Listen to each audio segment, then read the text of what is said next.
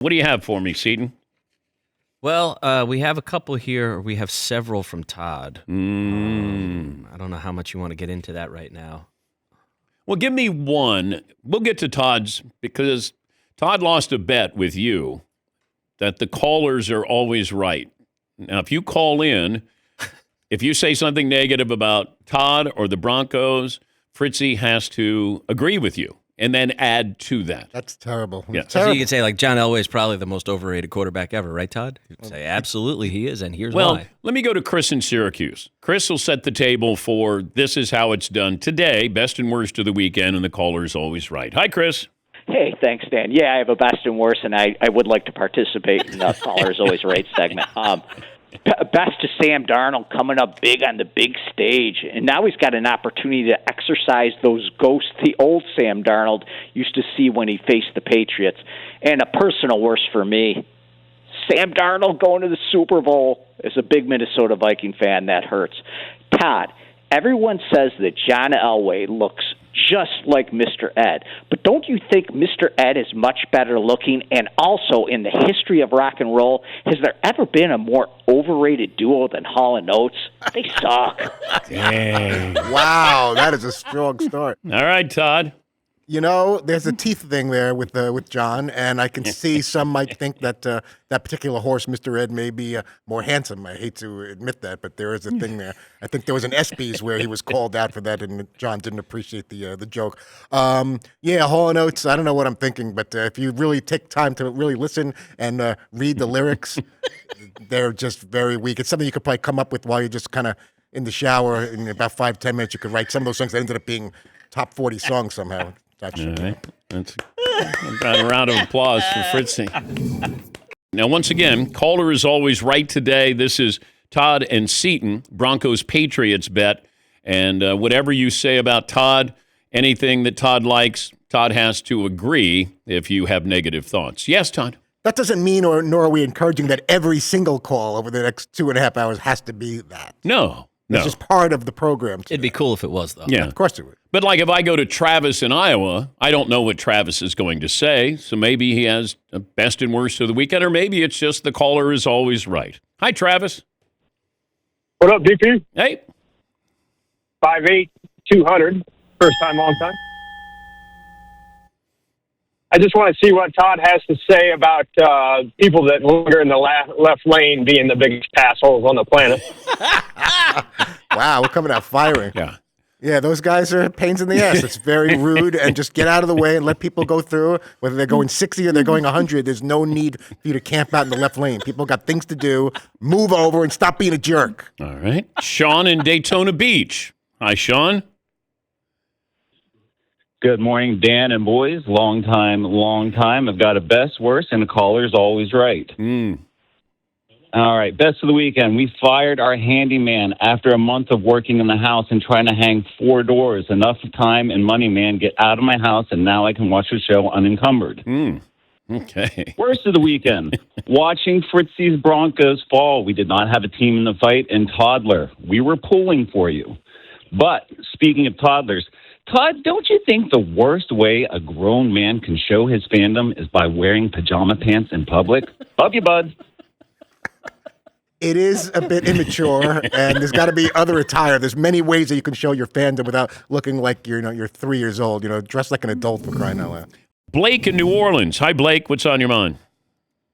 Hey, good morning. I know that we have the Super Bowl team set, but there's been this lingering controversy about the halftime show, Bad Bunny, and I propose a true American legend coming in at the last minute to save the show, and I propose Bruce Springsteen. What do you think about that, Todd?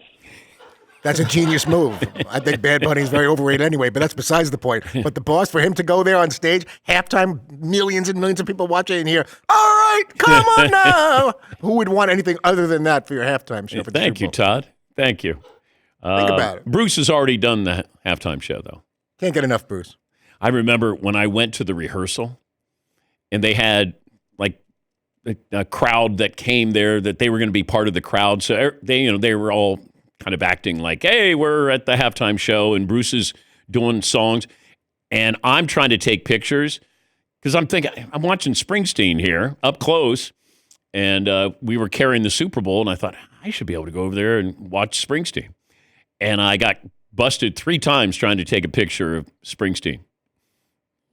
And I'm like, hey, no pictures. I'd be like, oh, all right. Okay. Come on down. What are you doing? Come on down. Stop that.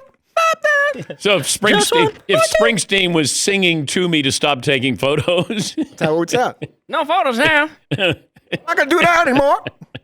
Get up. Up.